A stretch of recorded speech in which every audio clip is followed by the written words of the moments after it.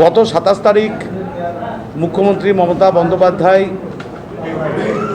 Netaji indoor স্টেডিয়ামে আমরা যারা তৃণমূলের কর্মী আমাদেরকে যে নির্দেশ দিয়েছেন এবং অভিষেক বন্দ্যোপাধ্যায় যে বার্তা দিয়েছেন সেই নির্দেশ এবং বার্তাকে সাথে নিয়ে আজ বহরমপুর মুর্শিদাবাদ জেলা তৃণমূল কংগ্রেস কমিটি তার জেলা কার্যালয়ে বহরমপুরে এখানকার সমস্ত জেলা নেতৃত্ব, নির্বাচিত প্রতিনিধি, বিধায়ক, ব্লক সভাপতি, টাউন সভাপতি, আমার চেয়ারম্যান থেকে শুরু করে আমাদের শাখা সংগঠনের সর্বস্তরের নেতৃত্ব সবাইকে সাথে নিয়ে মমতা বন্দ্যোপাধ্যায়ের যে নির্দেশ ভোটার লিস্ট স্ক্রুটিনি করা এবং সেখানে অসঙ্গতিগুলো দেখে নেওয়া, চেক করা এবং সেই মোতাবেক আমাদের কাছে তালিকা পাঠানো এবং পরবর্তীকালে সেই বহিরাগত যারা ভোটার যদি আমরা পাই, আমরা দেখতে পাই এপিক নাম্বার যদি ভুল থাকে, কোনো মৃত ব্যক্তির যদি নাম থাকে, কোনো যোগ্য ব্যক্তির নাম যদি উঠে না থাকে, ব্লক এবং শহর দু জায়গার ক্ষেত্রেই আমাদের সর্বস্তরের নেতৃত্ব, জনপ্রতিনিধিরা প্রত্যেকের বাড়ি বাড়ি গিয়ে স্ক্রুটিনি করে সেই কাজ করার পর আমাদের কাছে তালিকা পেশ করবেন।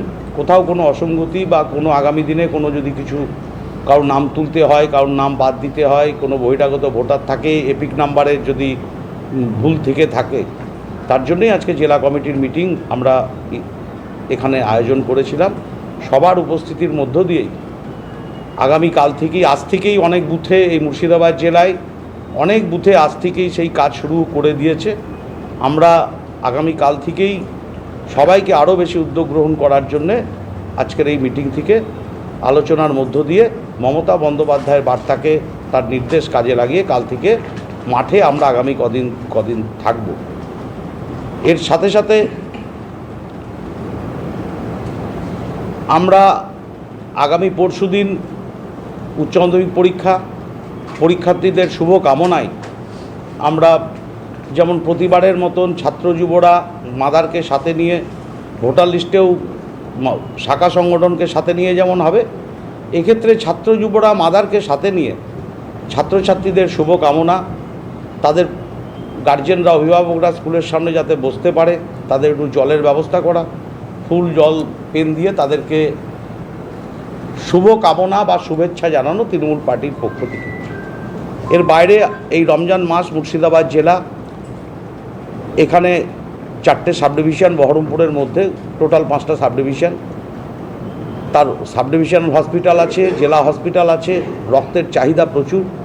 এই রমজান মাসে আমরা ধারাবাহিকভাবে আমাদের নেতা, কর্মী, জনপ্রতিনিধি থেকে শুরু করে সবাই আমরা রক্তদান শিবির করে থাকি। আগামী 1 মাস এই মুর্শিদাবাদের মানুষ যাতে কোথাও রক্তের অভাব বোধ না করে, সেই রক্তদান কর্মসূচির জন্যও আজকে আমরা একটু আলোচনা করে নিলাম।